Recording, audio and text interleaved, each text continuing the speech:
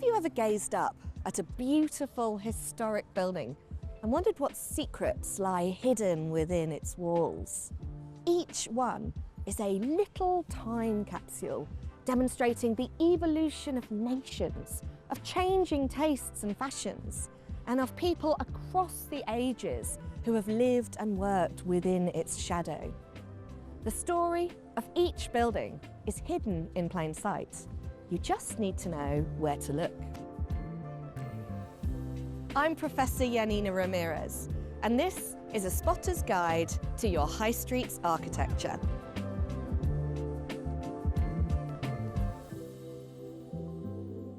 Today we're exploring the fascinating streets of Gloucester, and we begin our journey here at the Folk of Gloucester, located on Westgate Street, which is part of a historic England-funded project to restore its stunning buildings. The main part of the building was originally built by an English merchant around the year 1500. At the time, Westgate Street was a vital transport artery and heart of a thriving economic city. But how can you spot a genuine 15th or 16th century building like this one? The first detail to spot is the upper floors, which often overhang. This is called a jetty, and it's a structural design that began in the medieval period and served a purpose. Space on Westgate Street was at a premium, and if you can't build out, you have to build up. Another feature which tells us that it might be 15th or 16th century is the pattern of the timber frame.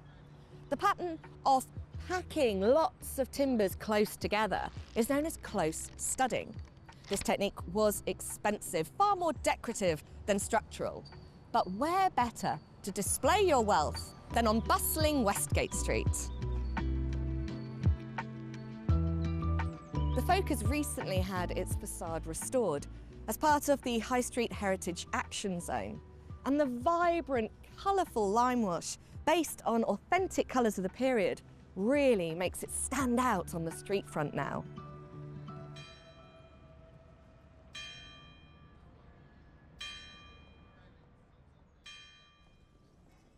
As we walk onto Southgate Street, this impressive building transports us forward to the 17th century.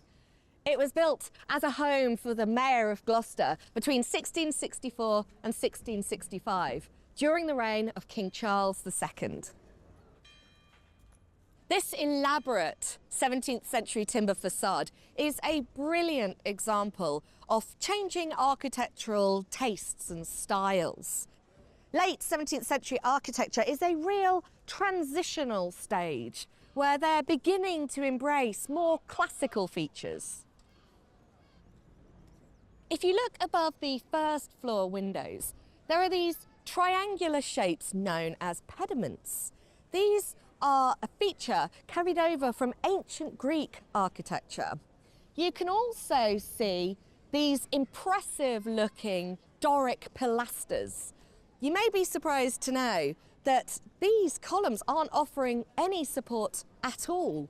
A pilaster is an architectural feature that looks like a column, but is there for purely decorative purposes.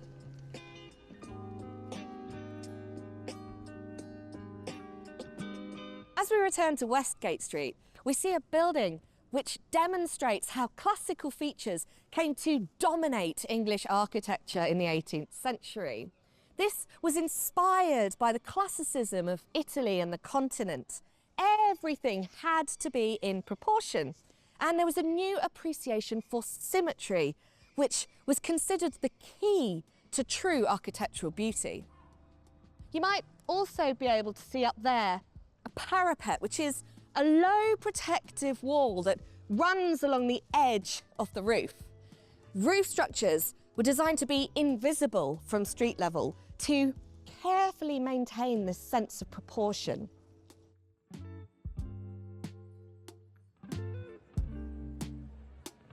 We continue our journey through Gloucester's streets and into the 19th century. The Victorian era saw a dramatic increase in the construction of new specialist types of buildings. It's easy to see what this building is by the lettering at the first floor level, which says Lloyd's Bank, and then 1765, the foundation date of the bank, and 1898, the date of the building. It's always handy when a building dates itself. Banks are often built in a classical style, which was reassuring for their customers. It affirmed that these were solid and dependable institutions that could be trusted with your money.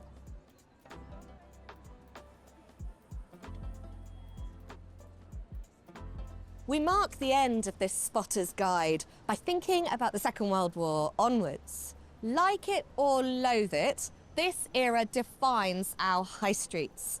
From commercial buildings on a scale never seen before to vital hubs of our urban infrastructure. The first thing you notice in comparison with earlier buildings is its sheer scale and the lack of windows. This acknowledges its functionalist ideal, maximising interior space for commercial display with no need for natural light. It's built of brick with these concrete details like the fins that run vertically downwards. This is a very common 20th century motif. Brutalist buildings like this rarely respond to their local environment in the way that the older buildings do. Public art and sculpture can be used to bring a more personal touch, and this building's no exception. Here you can see a mural by the artist David Gillespie. Again, it's the use of modern materials, here in the case of fiberglass, and you can see scenes from Gloucester's history depicted, putting this building into its local context.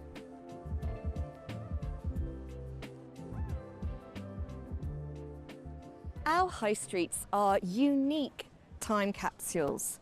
They capture within their walls the stories of the development of our towns and cities, centred on changing architectural styles and tastes.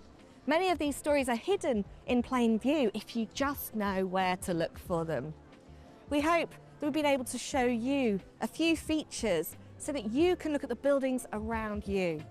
Why not see what you can spot on your high street?